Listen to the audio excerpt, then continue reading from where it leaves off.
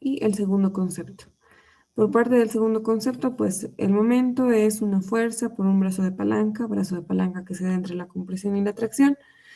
Este brazo de palanca se puede obtener por medio del momento solicitante, o sea, por flexión sobre la fuerza o la carga excéntrica. Un ratito, alguien más ha ingresado y quiero aceptarlo. Ya. Por tanto, tenemos que el momento de preesfuerzo va a ser una fuerza y se va a dividir en tres casos, ¿no? Cuando la excentricidad es... Disculpe que le corte, no está No compartiendo. se le ve, no, bueno, sí, no se le ve la diapos. Ay, perdón.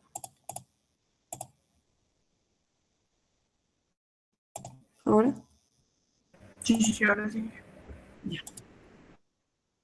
Entonces, tendríamos que el concepto tiene tres casos, ¿no? Un primer caso en el cual la excentricidad es igual al brazo de palanca, que sería en este caso Z. En este, el momento de preesfuerzo es simplemente la fuerza por la excentricidad. Esta fuerza se puede denominar C, T o P, sabiendo y denominando anteriormente que estas son iguales. La tracción, la compresión y el preesfuerzo son iguales, ¿no? Este es el primer caso. El segundo caso es cuando E es mayor que Z. Cuando E es mayor que Z, pues la compresión va a ser igual a E menos Z. Y el tercer caso es cuando tenemos que Z es mayor que E. Entonces, si Z es mayor que E, va a ser la fuerza de preesfuerzo E menos Z menos E. ¿No? Ahora, por si acaso, estas fórmulas, como yo les había recomendado, son para cada caso, ¿no? En el momento de preesfuerzo es P por E menos Z, P por E menos Z, P por Z menos E. Esto para cuando el cable, solo se tiene un cable y ese cable está por debajo, que prácticamente es el caso de su práctica, ¿no? Pero si el cable estaría en la parte superior, ahí tendríamos que volver a analizar y hacer la parte contraria a estas fórmulas, hablando de signos, ¿no? Hablando de qué tracciona y qué comprime. Analizamos en el elemento si el cable está en la parte superior, qué tracciona y qué comprime. Para su práctica, las mismas fórmulas, no hay problema porque estamos hablando de una trayectoria parabólica, ¿no? En el cual su excentricidad máxima estaba en el tramo. ¿Ya? Ahora sí continuamos. Y el tercer concepto, básicamente, que era muy similar al ejemplo gráfico textual que hemos visto, con las definiciones de las fórmulas que nos van a dar la pendiente, la curvatura y la inclinación. Estas fórmulas que al final de cuentas nos da la carga equivalente mediante esta curvatura, este ángulo y esta inclinación. Tendríamos que cada que tengamos una trayectoria curva o parabólica, la carga equivalente, que va a ser una carga distribuida, contraria a la carga gravitatoria, o sea, va a ser positiva, contraria a la negativa que se da, distribuida lineal a lo largo de la trayectoria de la curva, de 8 veces la fuerza de preesfuerzo por la flecha, que es la flecha en la cual se encuentra la longitud desde el inicio de la curvatura hasta el final de la curvatura, sobre la longitud al cuadrado. Teníamos también diferentes consideraciones, ¿no? Consideración cuando el cable tiene una trayectoria parabólica, siempre vamos a tener una carga distribuida. Cuando tenemos una carga lineal, pues vamos a tener una excentricidad constante, por tanto, solo vamos a tener fuerzas en los laterales de la viga. Fuerzas normalmente horizontales de acuerdo a la aplicación de la fuerza y de la trayectoria del cable. Y cuando tengamos cada cambio de pendiente, vamos a tener una carga puntual, ¿no? Adicional a las cargas de preesfuerzo aplicadas con el gato, vamos a tener una carga puntual en cada cambio de pendiente.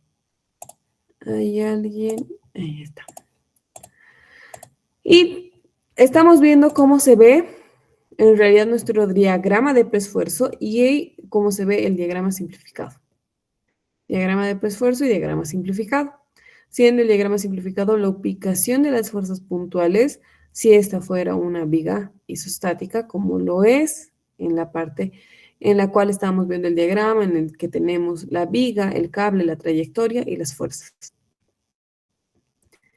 Si tenemos una trayectoria curva, pues en cada curvatura vamos a obtener estas cargas distribuidas, ¿no? En este caso sí es un caso más particular porque no es solamente una carga parabólica o una trayectoria parabólica, es una trayectoria senoidal. Por tanto, cuando tenemos otro tipo de trayectorias más complicadas, sigue estando el concepto en el que decimos que tenemos una carga distribuida lineal, pero se le añade el hecho de que va a cambiar la pendiente, va a cambiar la curvatura cuando tenemos más de una curva, como es este caso. Inicia con una curva abierta y se va cerrando a medida que va aumentando la viga. Y probablemente esta viga no sea solamente isostática, sino también sea hiperestática, en la cual tengamos aún la continuidad de esta trayectoria. Ya para estos casos se deberá hacer el análisis que hemos hecho con las integrales y las curvaturas, cuando desconozcamos que es una trayectoria parabólica simple. Ya, ahora vamos a recordar de nuevo lo que eran las etapas de carga, que creo que ya se les ha quedado muy claro, pero sin embargo lo vamos a volver a recordar. Se dividen en dos, principalmente en una etapa inicial y una etapa final. ¿Por qué lo hacemos esto? Porque a partir de ahora vamos a ver y vamos a calcular lo que son las fuerzas. Ya sabemos verificar. Ya sabemos cómo verificar las tensiones en el hormigón con una fuerza, con una dimensión y con una trayectoria de cable. A esto ya tenemos que aprender a calcular la fuerza que se le va a aplicar, porque esto es parte del diseño. Parte del diseño es tener una fuerza, es generar una dimensión del elemento, es generar una trayectoria de la curvatura y cambiar las excentricidades, ¿no? Entonces, los parámetros fundamentales son, generamos economía mediante la dimensión de la viga. Generamos economía mediante la trayectoria también, porque estamos generando un preesfuerzo. Les recuerdo que también la aplicación de la carga es un monto económico. Mientras más va incrementándose la carga o la cantidad de cables, pues tendremos una compensación. ¿Qué nos conviene más? ¿Aumentar los cables o aumentar la fuerza en un cable? Y ver sus estados límites, ver en qué posiciones estamos colocando. Esos son parámetros de diseño y o sea, dentro de lo que estamos hablando también estaremos viendo la fuerza, ¿no? Para esto tenemos que volver a comprender qué es la etapa inicial y la etapa final. Nos dice, en la etapa inicial generalmente actúa la máxima fuerza de pretensado, que es lo que les decía.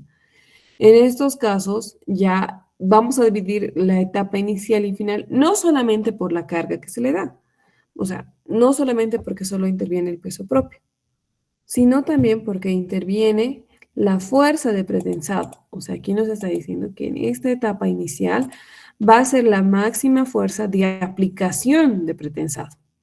Y obviamente lo que ya sabemos de memoria, que aplica solamente el peso propio. En este caso, en la etapa inicial ya vamos a encontrar un nuevo concepto que yo les había mencionado muchas veces, es no han ocurrido todas las pérdidas, ¿no?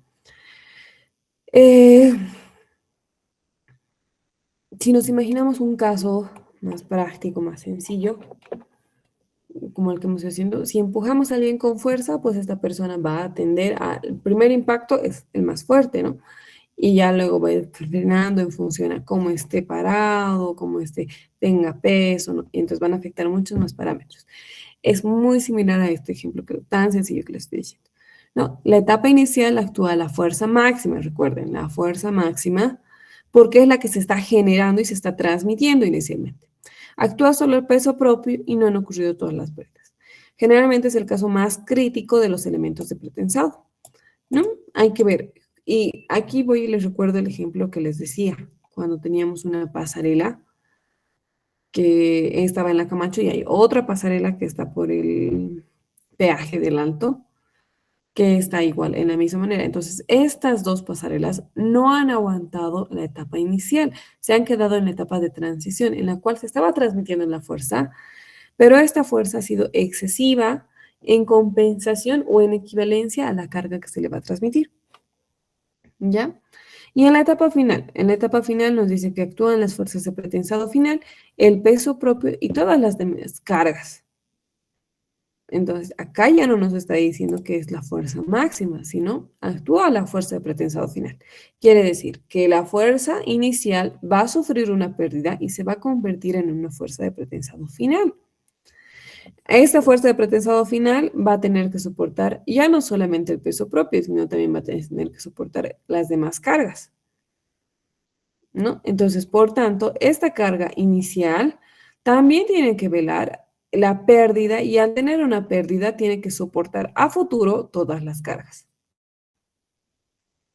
¿Ya? ¿Está entendido esta parte?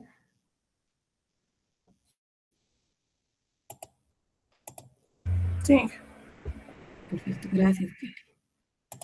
Ya, entonces a partir de eso también vamos a tener diferentes grados de preesfuerzo. En alguna de sus prácticas yo les había mostrado, les había mandado, se tiene el grado de preesfuerzo de 270. Y muchos han hecho un cálculo mediante ese grado de preesfuerzo de una fuerza, de un diámetro, de diferentes parámetros. Entonces ahora vamos a ver para qué realmente nos está sirviendo, ¿no? Este grado de preesfuerzo puede estar en 4 puntos. Se da según el estado de tensional original de la sección del elemento y clasifica el preesfuerzo. Ya no solamente clasificamos por tendones, por vaciados y por todas las clasificaciones que habíamos visto, sino que también clasificamos por el grado de preesfuerzo. Cuando tenemos un grado 1, estamos hablando de un preesfuerzo total, vamos a esperar un comportamiento elástico, ¿ya? Cuando tenemos un grado de preesfuerzo, ¿qué quiere decir? Que no se admite tensión de tracción, tensión de compresión mínima y sección no fisurada. Es decir, que el grado de preesfuerzo 1 es uno de los grados más exigentes al momento de verificar las tensiones. No admite tensión de tracción, es decir, tracción cero, ni siquiera lo mínimo para este diseño. Si hablamos del grado de tensión 2 o el grado de preesfuerzo 2, estamos hablando de un hormigón parcialmente preesforzado. No va a funcionar solamente a preesfuerzo, sino también se va a ayudar o se va a comportar con, puede ser hormigón armado y con cualquier tipo de elemento que aporte para el diseño de tracción. Va a tener de igual manera un comportamiento elástico y ya nos dice que se admite la tensión de tracción, pero inferior a la tracción admisible. Ya habíamos visto, existe una tablita, la tablita que nos ayuda a definir cuáles son los admisibles, de acuerdo a los tensiones de compresión del hormigón, ¿no? Entonces, si nosotros tenemos una tabla de los admisibles, en el grado 2 nos dice que se admite la tracción, pero que esté dentro del admisible. Yo puedo diseñar mi elemento que va a ser hormigón parcialmente preesforzado y va a admitir parcialmente tracción, tensión de tracción. Mi grado 3, de igual manera, va a ser un hormigón parcialmente preesforzado, va a tener un comportamiento elástico y muy aparte de tener un comportamiento elástico, va a tener la tensión de tracción producida por una carga utilizada. La tensión de tracción producida por una carga de utilización máxima es superior a la tensión de tracción. Es decir, que la tensión va a ser producida por una carga, va a haber tensión. Ya nos vamos a exceder del límite admisible. Entonces vamos a tener tracción en nuestro hormigón, pero tendría que ser una tensión controlada. ¿Ya? Es decir, que esa tensión de tracción pueda ser absorbida por cualquier otro tipo de diseño o elemento, que puede ser hormigón armado, etcétera, ¿no? Hasta aquí estamos hablando de preesfuerzo, tanto en tracción cero y tracción admisible del preesfuerzo. Ya acá ya no estamos hablando de un diseño completamente preesforzado. Y esta última, que es la que en realidad no se va a diseñar para el preesfuerzo, porque nos habla de un hormigón parcialmente pretensado con sección fisurada. La idea del hormigón pretensado es tener secciones no fisuradas bajo cualquier tipo de carga o combinación de cargas. Entonces, si nosotros estamos hablando que en un grado 4, que sería el grado más bajo del preesfuerzo, va a tener pretensado, pero también estamos hablando de una sección fisurada. Se usa para elementos en los cuales no vayan a tener ni grandes luz ni grandes cargas, ¿no? Porque va a tener flechas, pero van a tener flechas controladas. Entonces, aquí el preesfuerzo ya no es prioridad. El preesfuerzo es un elemento de apoyo. Puede ser este para fundaciones, puede ser este para losas de viviendas eh, que no vayan a requerir bastante carga o que no sea una prioridad de diseño o de refuerzo del preesfuerzo. ¿Ya? ¿Por qué? Porque básicamente se está yendo dentro de lo que queríamos obtener del preesfuerzo, se está yendo muy lejos, se está obteniendo secciones fisuradas. Sabemos que se va a fisurar, como un hormigón armado. Un hormigón armado sabemos que tiene la probabilidad de fisurarse de acuerdo a su diseño. Vamos a tener que verificar nuevamente para calcular las fuerzas, los estados límites en servicio. Vuelvo a hablar, estados límites en servicio. No estoy hablando de estados límites últimos para mayorar la carga aún. Estoy hablando de un estado límite en servicio, pero para un diseño de flexión. Aquí es contrario a lo que se hacía en hormigón armado. En hormigón armado haces diseño con estado límite último. En este caso, para pretensado se hace en estado límite de servicio porque nosotros queremos estar dentro de lo que es la deformación admisible. Pero para ese estado límite se hace el diseño de flexión, ¿no? Entonces, es por una necesidad de verificar una estructura en estado límite de servicio, nace de asegurar de que ésta no sufra deformaciones excesivas, fisuras, vibraciones, etc. Es decir, en estos casos del preesfuerzo vamos a siempre diseñar para estado límite de servicio porque no queremos que se deforme, ni se fisure, y mucho menos tenga vibraciones, porque vamos a hablar de longitudes arriba de los 5 metros, que es en lo límite en hormigón armado, que hacen que la estructura no cumpla con el fin destinado. Por tanto, no es suficiente tener un factor de seguridad adecuado en el diseño de este límite de falla, sino también verificar las tensiones, deformaciones, etcétera, en servicio. No solo vamos a hablar en falla, que falla es el estado límite último, ¿no? Sino también tenemos que verificar en estado límite de servicio. ¿Cuáles son sus requisitos? Pues hablando un poco de lo que es la ACI, y también la AASHTO nos dice lo mismo, indica que desde el inicio el preesforzado surgió para evitar las tensiones de tracción. Claramente nos demuestra el gráfico, ¿no? Si teníamos tracción y compresión, pues se vuelve y se repite este concepto, solo queremos compresión. ¿Y para qué les va a ayudar a entender, les va a ayudar a entender bien este gráfico? ¿Y para qué se les pide que grafiquen? Porque al graficar uno se da cuenta que tiene tracción y es lo que no se quiere. Entonces, cuando queramos encontrar una fuerza, y vamos a empezar a ir por ese concepto, también vamos a, perdón, un ratito. También vamos a poder obtener o vamos a poder determinar que no queremos tracción. Entonces, si no quiero tracción, tendría que ser un límite cero en la sección más traccionada de mi elemento. ¿Ya? Para evitar secciones de tracción en el concreto bajo cualquier estado de carga exterior, a lo que esto se llama un preesfuerzo total. Si hablo de preesfuerzo total y les pregunto, ¿qué grado de preesfuerzo estoy determinando para mi diseño?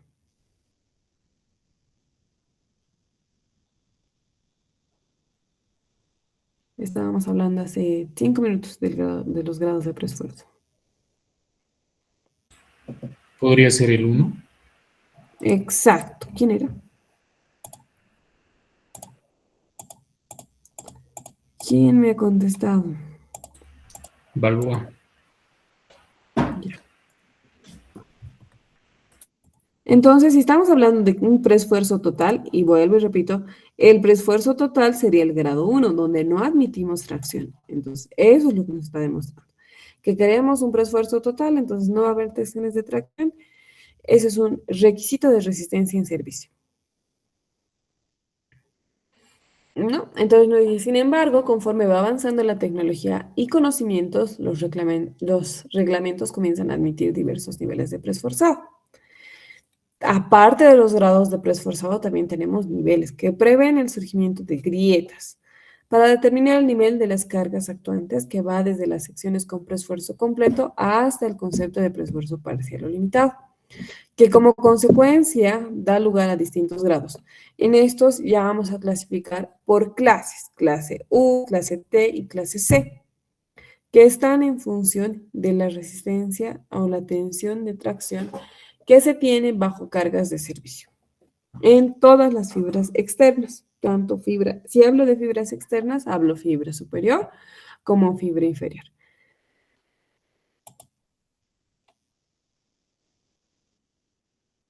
Entre esto, si estoy mencionando clases, vamos a iniciar con la clase U. La clase U va a ser para una sección no fisurada. Ah, entonces aquí concuerda con lo que hablábamos del grado 1. Grado 1 que nos decía preesfuerzo total. Entonces la clase U es equivalente al grado 1 de preesfuerzo, en el que se habla de preesfuerzo total. En este caso se refiere a un grado de preesfuerzo para el que se admite niveles de tensión al nivel de la fibra máxima de tracción que en teoría no llega a fisurar el hormigón. ¿Qué quiere decir con la fibra máxima de tracción? Siempre vamos a tener en nuestro elemento una sección más traccionada o una fibra más traccionada que la otra. En el 80% de los casos estaríamos hablando de la fibra inferior al someterse a una carga a una carga gravitatoria, ¿no? Estaríamos hablando de una fibra inferior. Para este caso, la clase U define que la resistencia de tensión bajo cargas de servicio en la fibra extrema debe de ser menor o igual que debería de ser menor o igual que 0.68 la raíz de la resistencia a compresión proyectada del hormigón, ¿no? Entonces nos dice que la tensión bajo las cargas de servicio del nivel de la fibra extrema situada hacia la zona precomprimida va a ser menor o igual a 0.62 por la resistencia, por la raíz de la resistencia del hormigón proyectada. La clase U. La clase C.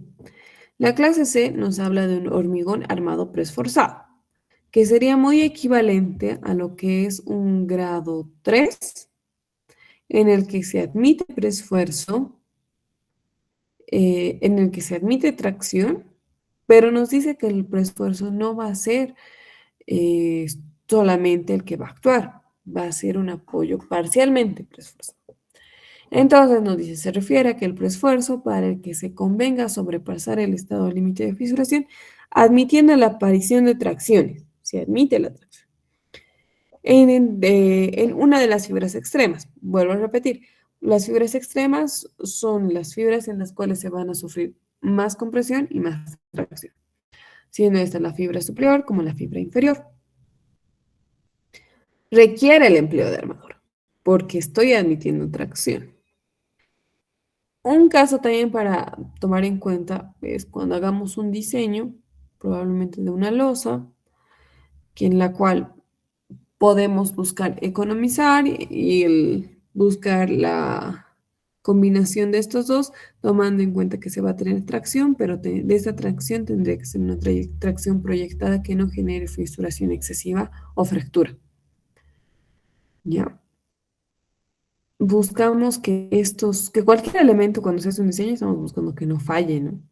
Si voy a tener fisuración, pues voy a tener que reconocer que voy a tener tracción para el preesfuerzo, entonces esto se va a tomar como una medida de economizar mis elementos, de no complicar el sistema constructivo, pero requiere armaduras, tanto pasivas, ¿no? Que van a ser los refuerzos que puedan ocurrir en las secciones más traccionadas, también llamado pretensado parcial con armadura pasiva.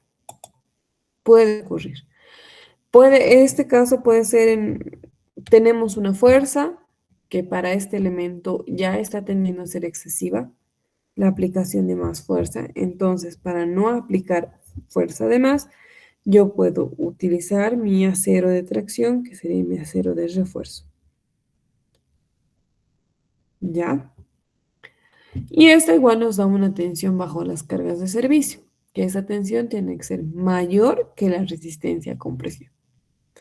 Para que se define en clase C, mejor dicho, para que se define en clase U, las tensiones bajo las cargas de servicio deben ser menores que las tensiones por el 0.2 de compresión.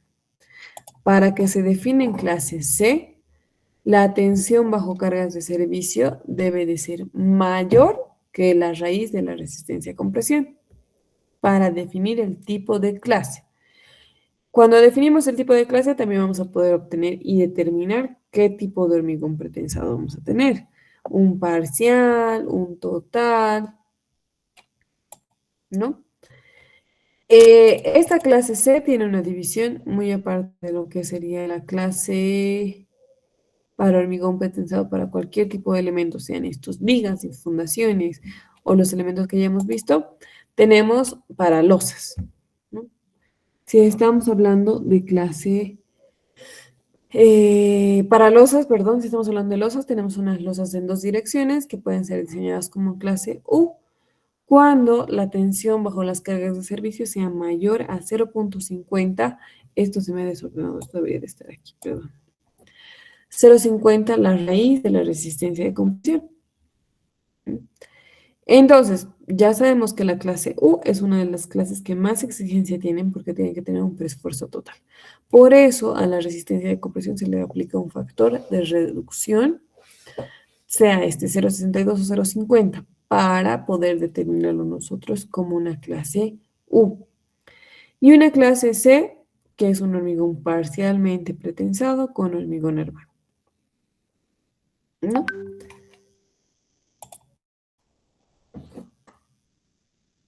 Estos son nuestros parámetros de tensiones límites que habíamos visto en nuestra tablita, que nos hemos adelantado viendo, en las cuales fácilmente se determina cuál es la tensión admisible en función a la etapa inicial. Si quieres analizar la tracción, ve si es pretensado o posttensado. Si es pretensado, pues 0.25 de la raíz del hormigón proyectado, de la resistencia del hormigón proyectado. Y si quieres analizar compresión, pues va a ser posttensado o pretensado, 0.60. ¿Quién va a definir el caso específico? Pues el ingeniero que vaya a ser a cargo del diseño. Puede definir, obviamente, de acuerdo al caso en particular, al tipo de elemento, a la ubicación del elemento y a la conveniencia del proyecto, ¿no? Si va a ser necesario vaciarlo antes o vaciarlo después. De todas maneras, para cualquiera de estos dos casos, la diferencia es el tiempo de vaciado, anterior o posterior.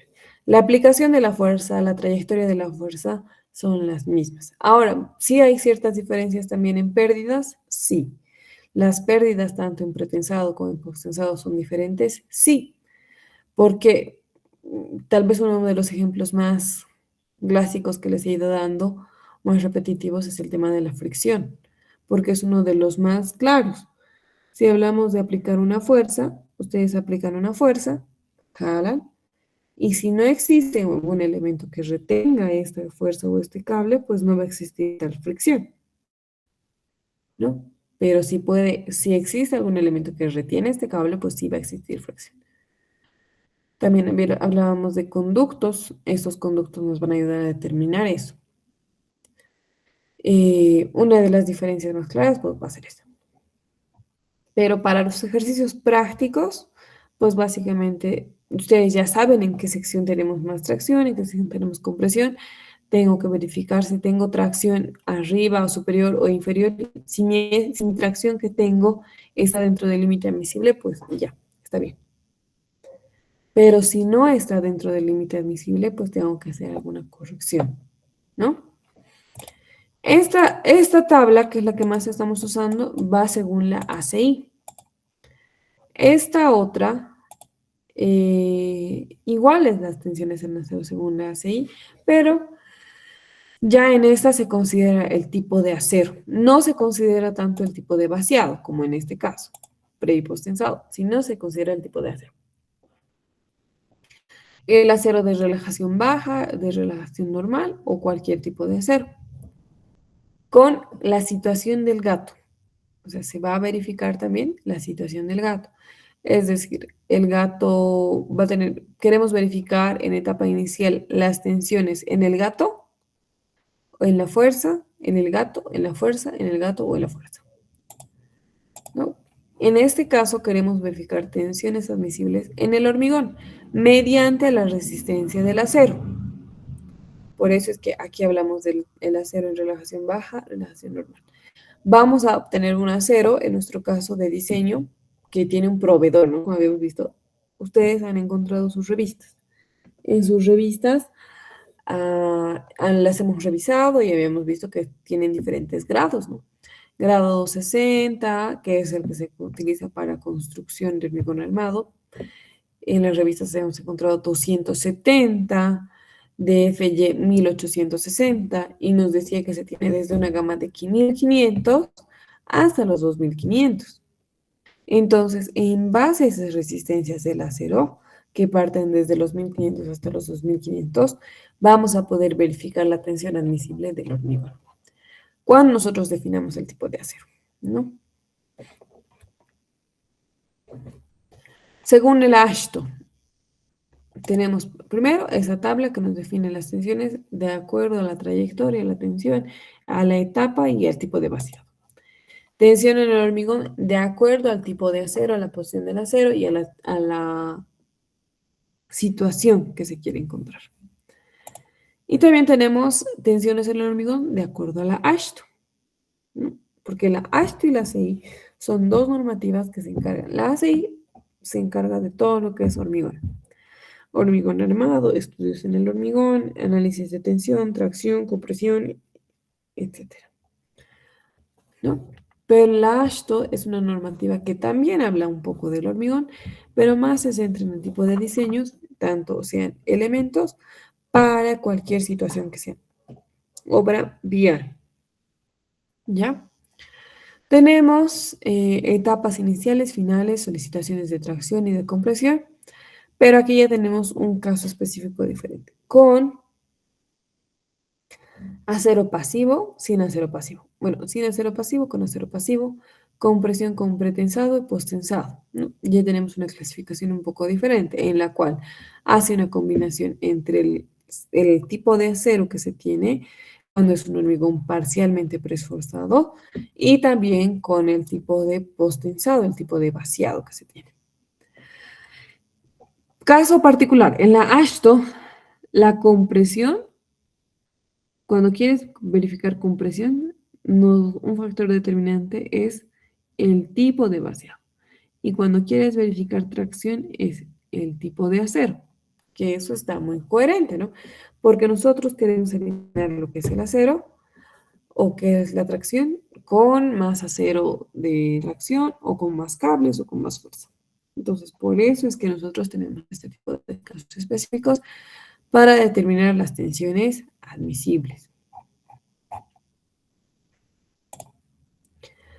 De esta, igual, esta es la misma que esta.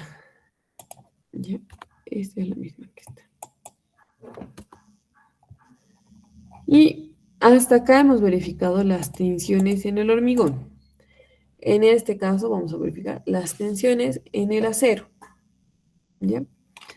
De igual manera son tablas de verificación que las pueden encontrar en la normativa AASHTO, las que nos habla del pretensado y posttensado para etapa inicial, final, pre y posttensado, la situación en la cual va a estar puesto el elemento, el tipo de acero, la tensión admisible, que va a ser comparada con la resistencia del acero.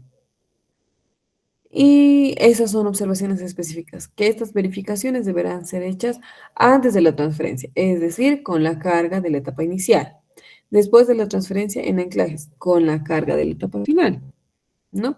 Esas son las diferencias que nos puede dar. Obviamente con la fuerza también, la fuerza va a variar, la fuerza inicial, la fuerza final. Pero básicamente son tablas en las cuales nos van a ayudar a determinar las tensiones admisibles del acero o en el acero. Normalmente en la vida diaria, en el diseño, en la elaboración y ejecución de los elementos de puentes pretensados y posttensados, la verificación primordial es en el hormigón, porque es el elemento más frágil dentro de lo que sería pre y posttensado. ¿No? Al ser este elemento el más frágil, porque es un elemento que sí se puede fisurar, que no tiene la resistencia, si no tiene un buen vaciado, no va a tener la resistencia, o si no tiene un buen hormigón, no va a tener la resistencia adecuada para soportar toda la fuerza que se va a transmitir dentro del elemento. La resistencia en el acero no es un parámetro fundamental de verificación porque el acero nosotros sabemos que tiene mejor resistencia que el concreto, tiene mejor resistencia a tracción, que es lo que se le va a hacer, se le va a traccionar, No tiene resistencia a compresión, pero también al ser un elemento de menor área, tampoco requiere tener mayor resistencia a compresión, ¿no? Y tiene la resistencia 3 veces más de lo que teníamos en hormigón armado. Pero, sin embargo, es un parámetro que tal vez ustedes requieran calcular, ¿no? El A está en su primera cápite y este está en su segunda cápite. De igual manera, verificaciones. Esto es de acuerdo a la normativa ASHTO-RFD. ¿Hasta aquí alguna duda?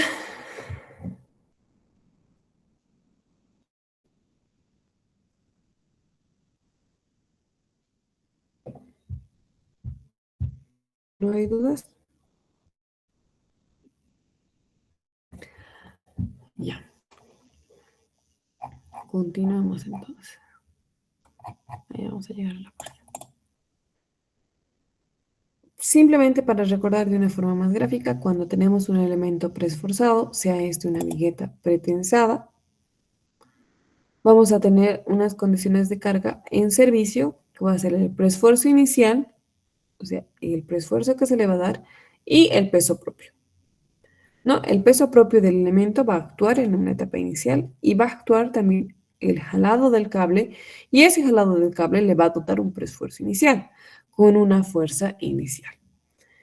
En este caso, las viguetas en particular tienen un endentado en toda la superficie. Su endentado por especificación técnica tiene que ser mayor a los 6 milímetros. Tiene un concreto de alta resistencia como cualquier otro elemento pre y posttensado. Resistencias entre 350 a 420 kilogramos centímetro cuadrado. Tiene un acero de pretensado de alta resistencia entre los 18.000 y 19.600 kilogramos sobre centímetro cuadrado, que serían 1.800 o 1.900 megapascales, ¿no? Y su combinación en servicio para etapa inicial va a ser el preesfuerzo aplicado más la carga muerta, que es lo que está actuando para la etapa inicial. Cuando ya estamos hablando de este elemento puesto en sitio, ya no va a actuar solamente el preesfuerzo y la carga muerta inicial del peso propio, sino también cuando ya está puesto en sitio va a actuar el preesfuerzo inicial, la carga muerta del peso propio y la carga muerta adicional. ¿Cuál puede ser esta carga muerta adicional? Inicialmente puede tener la carga de la bovedilla, la losa de los 5 centímetros, el acero de temperatura, que todos estos, por más elementos pequeños que sean, le están atribuyendo una carga muerta. Muy adicional a estos, pueden tener barandas, pueden tener instalaciones o inclusive carga muerta adicional que puede estar dispuesta para la construcción del resto de elementos.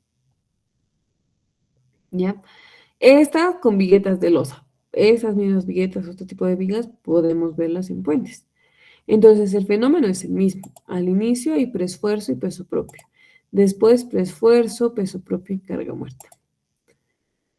Después de eso, si hablamos de puentes, vamos a tener peso propio, preesfuerzo, carga muerta y carga viva, ¿no? Carga viva vehicular y carga viva peatonal.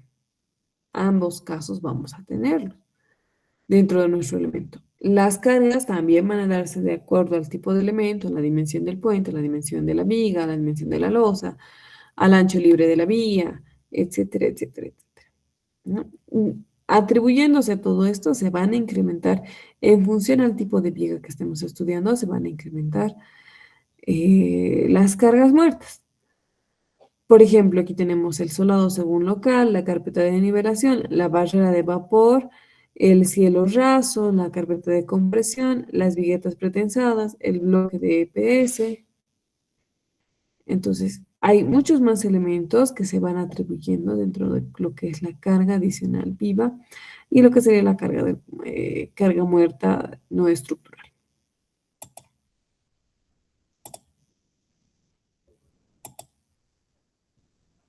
¿Ya? Eso igual se ha repetido. Y esto, hasta aquí quisiera llegar, porque lo demás vamos a hacerlo en la pizarra. Tenemos un elemento que hasta ahora básicamente hemos estado viendo cualquier tipo de elementos, puede ser este viga T, viga I, viga rectangular, en la cual particularmente siempre tenemos una carga distribuida. Tenemos un cable, ¿no? Y lo que decíamos, tenemos dos fuerzas diferentes, una fuerza inicial y una fuerza final. Y esto sí quiero que se lo noten bien y se los voy a revisar. Por más de que no tengan todo el resto, esto tienen que tener. ¿Por qué? Tenemos dos cargas. Una es la carga inicial, que la teoría inicialmente nos decía que es la máxima. Por tanto, la carga inicial va a ser siempre mayor a la carga final. La fuerza inicial va a ser siempre mayor que la fuerza final. ¿Por qué? Porque esta fuerza final va a estar afectada por esta N que se le denomina pérdida. Esta pérdida va a multiplicarse por la fuerza inicial, por tanto va a hacer que esta fuerza se reduzca. Es así que la fuerza inicial siempre va a ser mayor que la fuerza final. Y la pérdida siempre va a ser menor que 1. O también se la expresa en porcentaje, ¿no? Entonces, vamos a hacer, en todos los casos que hemos ido viendo, siempre hemos ido viendo en las prácticas, con una fuerza en particular. En el examen creo que hemos puesto una fuerza inicial y una fuerza final, ¿no? Y ahora vamos a empezar a diferenciar que la etapa inicial utiliza una fuerza y la etapa final utiliza otra fuerza. ¿Por qué? Y deberemos de verificar con estas dos fuerzas porque sabemos que va a existir una pérdida. Y lo dicho anteriormente, tengo que verificar que mi fuerza inicial, que es la máxima, va a aguantar a futuro con la pérdida, se va a convertir en una nueva fuerza que es mucho menor de la fuerza inicial. Y que esta nueva fuerza va a aguantar toda esta carga que se le va a dotar al elemento. ¿Entendido?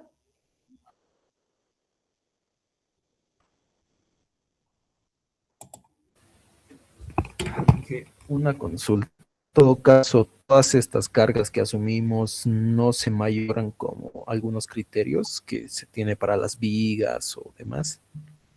Estas cargas que vamos a de las sobrecargas de la estructura o las Exactamente, fuerzas. todas esas cargas, o sea, todas las cargas sobre la estructura, no la del pretensado en sí. En este caso es al revés. ¿Por qué? Se hace un diseño en estado límite de servicio, no estás mayorando en servicio. ¿Por qué? Porque el estado límite de servicio verifica la deformación. Entonces, al tú hacer un diseño en estado de límite de servicio, estás preveyendo la deformación. O sea, estás haciendo un diseño para el cual no tiene que deformarse. Y en este caso digo al revés, porque después de hacer el diseño con estado límite de servicio, se realiza la verificación en estado límite último. Porque lo que inicialmente buscamos, en estado límite último, ¿qué vas a buscar? Buscas los momentos, vas buscando los refuerzos, en qué sectores refuerzas, ¿no? De acuerdo a un momento máximo, con una carga mayorada. Pero después verificas la deformación. En este caso es al revés. El objetivo es el mismo. Vas a obtener con el estado límite de servicio. Mediante este estado límite de servicio vas a determinar un elemento con una trayectoria y fuerza. Esa es la diferencia. Que en estos casos vamos a obtener una trayectoria y una fuerza que tenemos que hacer que no se deforme. Si nosotros al inicio mayoramos, estaríamos incrementando la fuerza, obviamente por los factores de mayoración, a un elemento que en realidad de por sí va a resistir por la resistencia y el acero que tiene. ¿Se entiende? Entonces, por eso es que inicialmente se hace el diseño de estado límite de servicio y luego se procede a la verificación en estado límite último.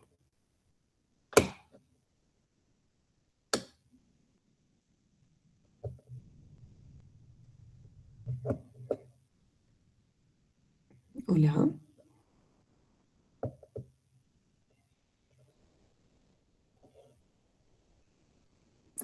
¿Siguen ahí?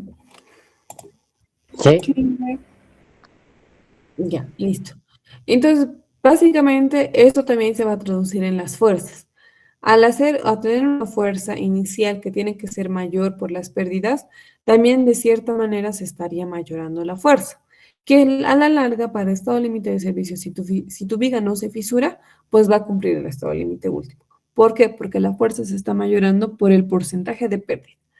estás añadiéndole una fuerza que tiene que soportar solo el peso propio, pero a la larga se va a reducir esta fuerza y va a volver a soportar. O sea, si esta fuerza máxima no soporta el peso propio, menos va a soportar estas otras cargas, ¿no? Entonces, yo tendría que poner 3 veces esta fuerza para que a la larga voy a reducir y tienen que volver a soportar esta carga. Así se comporta. ¿Ya? ¿Alguna duda más, chicos? Y que una consulta sobre esa, la N, que son las pérdidas, ¿se calcula? ¿Se asume de Se alguna tabla calcula. o...? No, se calcula. Primero vamos a calcular la fuerza, ¿ya? Vamos a calcular la fuerza. Vamos a asumir inicialmente una pérdida, pero posteriormente se calcula, ¿ya? Se hace un cálculo, que es uno de los cálculos más largos, y con eso ya terminamos pretensa. Es un parámetro máximo del 100%, puede expresarse en porcentaje, que se calcula. De acuerdo a 6 factores. Vamos adelantando eso, solamente les vamos a mostrar.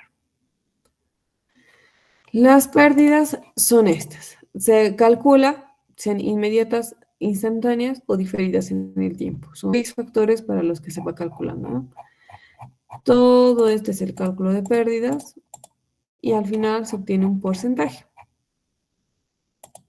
Un porcentaje de pérdidas y ese es el que se asume.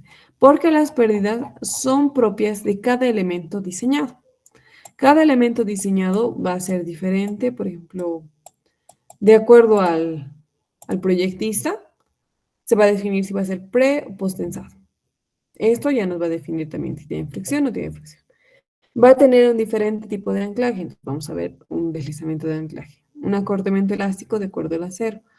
Una contracción del hormigón de acuerdo a la resistencia del hormigón. Un flujo plástico del hormigón a las características del hormigón.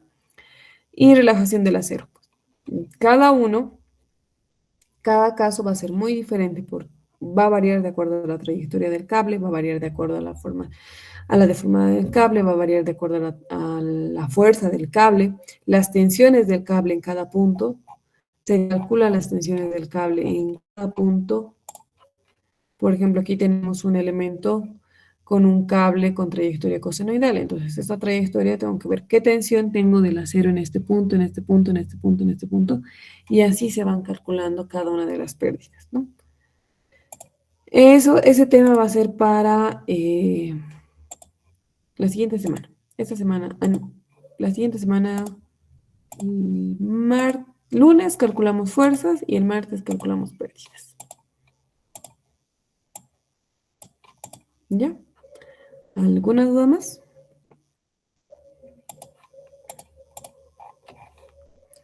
Si no tenemos dudas, pueden ir a festejar el triunfo en paz.